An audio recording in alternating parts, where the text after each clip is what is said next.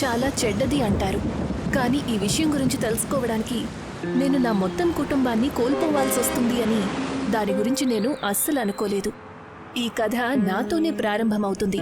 నేను గంగాధర్రావు పెండ్సే కుటుంబానికి ఏకైక వారసుణ్ణి.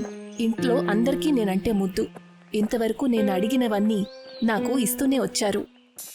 నాకు కొత్త బొమ్మలు కావాలి. గంగా, నేను చెప్పాను కదా, అంత గట్టిగా మాట్లాడకు.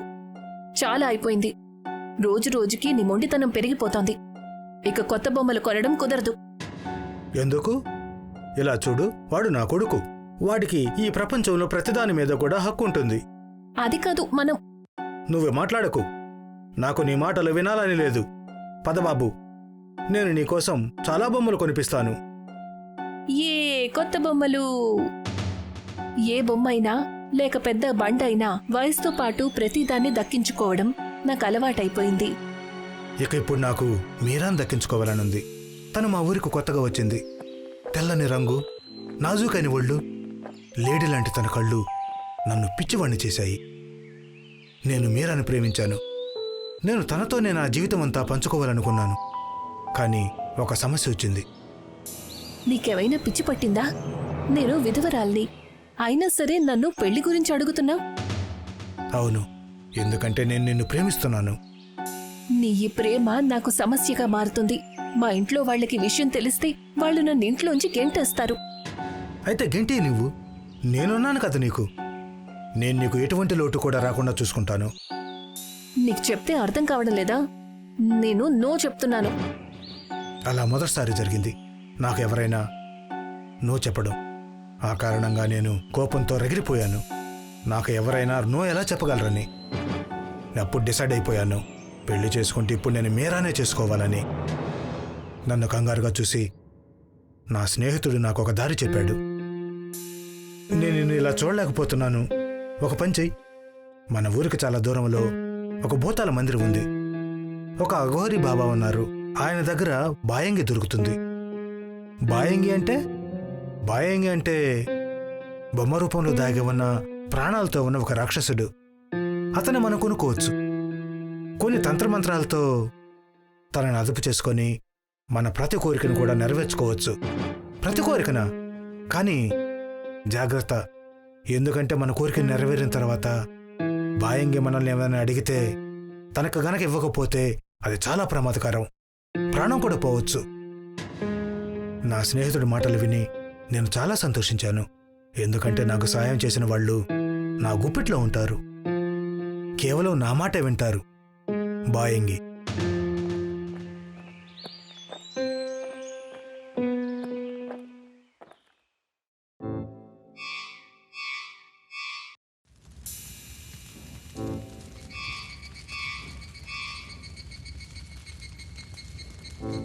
నేను ఒక క్షణం కూడా ఆలోచించకుండా ఆ అఘోరి బాబా దగ్గర నుండి బాయంగిని కొన్నాను. ఆ తర్వాత సైలెంట్గా ఇంటికొచ్చేశాను. ఆ తర్వాత నేను రాత్రి అయ్యేంత వరకు ఎదురు చూశాను. 12 గంటలవుతుంది. నేను తంత్రమంత్రాల ప్రక్రియను మొదలుపెట్టాను. జై చాముండాయ నమః, జై చాముండాయ నమః. అఘోరి శక్తి, నా కోరికను పూర్తి చెయ్యి, నా కోరికను నెరవేర్చు. నేను మంత్రాలు చదవటం మొదలుపెట్టాను. అన్ని వైపులా నిశ్శబ్దం అలుముకుంది. నేను భయంతో వణికిపోవడం మొదలుపెట్టాను. అప్పుడే చెప్పు చెప్పు నీకేం కావాలి? చెప్పు. నాకు మీరా కావాలి. నేను తనని ఎంతో ప్రేమిస్తున్నాను. నీకేదైతే కావాలో అది నీకు దక్కుతుంది. ఆ తర్వాత అంతా ప్రశాంతంగా మారుతుంది. మళ్ళీ నిశ్శబ్దం. అప్పుడే ఎవరు తలుపు కొట్టిన శబ్దం వినిపిస్తుంది. నేను వెళ్ళి తలుపు తెరిచి చూస్తాను. అప్పుడు ఎదురుగా మీరా ఉంటుంది. తన కళ్ళు ఎందుకో విచిత్రంగా కనిపిస్తాయి. తను కూడా స్పృహల్లో లేనట్లుగా అనిపిస్తుంది. అంటే తనని ఎవరో వశం చేసుకున్నట్లుగా అనిపిస్తుంది. నేను ఏదైనా అర్థం చేసుకునే లోపే దానికంటే ముందే తను నాతో, నేను నిన్ను పెళ్లి చేసుకోవడానికి సిద్ధంగా ఉన్నాను గంగా. నేను నిన్ను పెళ్లి చేసుకుంటాను. ఆ మాట వినగానే నేను సంతోషపడ్డాను. కానీ అప్పుడే మా ఇంట్లో వాళ్ళు నా దగ్గరకు వచ్చి, ఏంటిదంతా గంగా? నువ్వు ఈ విధవరాల్ని పెళ్లి చేసుకోవాలనుకుంటున్నావా? ఆ, అవును, నేను తనని ప్రేమిస్తున్నాను.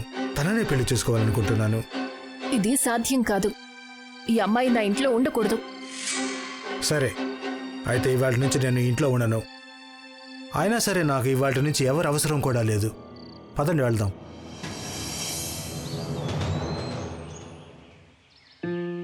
బాయంగి అద్భుతమైన పని వల్ల నేను ఆకాశంలో ఎగరటం మొదలుపెట్టాను. బాయంగి ఉన్నంతకాలం నాకు ఇంకెవరి అవసరం కూడా రాదని నేను అనుకోవడం మొదలుపెట్టాను. ఇప్పుడు నాకు నేను, మీరా, ఇంకా మా చిన్న ఈ ప్రపంచం అదే చాలనిపించింది. చూస్తూ ఉండగా నేను సొంతగా ఇల్లు కూడా కొనుక్కున్నాను. అందరినీ వశం చేసుకుని నేను వాళ్ళ భూముల్ని నా పేరు మీద రాయించుకున్నాను. ఆ తర్వాత నేను మళ్ళీ మొదలుపెట్టాను. నేను ఏది కోరుకుంటే అది దక్కించుకోవటం మొదలుపెట్టాను. దానికి కారణం బాయంగి మాత్రమే. సంతోషంగా ఉన్నాను. ఒక సంతోషకరమైన జీవితాన్ని గడుపుతున్నాను. కానీ ఇదంతా నాశనం కాబోతుంది. రాత్రి 12 గంటలకి రోజులాగానే బాయంగిని నిద్రలేపాను. జై చాముండాయ నమః, జై చాముండాయ నమః. ఏ అఘోరి శక్తి, నేను కృతజ్ఞుణ్ణి. నువ్వు నా కోరికలన్నీ నెరవేర్చావు. ఇక ఇప్పుడు నీ వంతు. చెప్పు చెప్పు, నీకు ఏం కావాలో చెప్పు.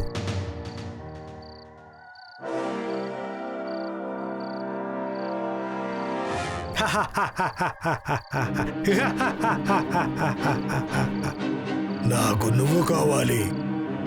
ఏంటి? అవును, నాకు నీ బలి కావాలి. నీ బలి వల్ల నాకు కొన్ని శక్తులు దక్కుతాయి. నెమ్మది నెమ్మదిగా అన్నిటినీ దక్కించుకోవాలి. నాకు నువ్వు కావాలి. నాకు నీ బలి కావాలి. మూర్ఖుడా, ఒట్టి మూర్ఖుడవు నువ్వు. నువ్వు అందరినీ వశం చేసుకుంటావా? నీకు నా బలి కావాలా? మర్చిపోయావా? నువ్వు నా అదుపులో ఉన్నావు. నేను నిన్ను కొన్నాను. నువ్వు నేనే చెప్తే అది చెయ్యాలి. కానీ నువ్వు నా ప్రాణం తీయాలనుకుంటున్నావా? మర్చిపోకు, నువ్వు నా అదుపులో ఉన్నావు. ఇక్కడి నుంచి మర్యాదగా వెళ్ళిపో. నేను ఎంత పొగరుతో ఆ బొమ్మను తీసుకుని ఊరి నుండి బయటకు వెళ్ళిపోయాను. ఒక చెత్త డబ్బాలో దాన్ని పడేసి ఇంటికి బయలుదేరాను. ఒక విచిత్రమైన కంగారు అనిపించింది. నాకు చెమటలు పట్టాయి. అలా నేను ఇంటి వద్దకు చేరుకున్నాను. అందులో ఉన్నట్టుండి కింద పడిపోయాను. నా శరీరం అంతా నిర్జీవంగా మారిపోయింది. అప్పుడే మా ఇంట్లో బ్లాస్ట్ జరుగుతుంది. ఇంట్లో అన్ని వైపులా నిప్పులు అంటుకుంటాయి. నా ఇల్లంతా మంటల్లో కాలి బూడిదైపోయింది. దాంతోపాటు మీరా కూడా ఆ మంటల్లో కాలి చనిపోయింది. అప్పుడు నా చెవులకు నా స్నేహితుడు చెప్పిన మాటలు వినిపించాయి. కానీ గుర్తుపెట్టుకో, ఎందుకంటే మన కోరిక నెరవేర్చిన తర్వాత బాయంగి మనల్ని ఏదైనా అడిగితే దాన్ని గనక తనకి ఇవ్వకపోతే ప్రమాదం జరుగుతుంది. ప్రాణం కూడా పోవచ్చు.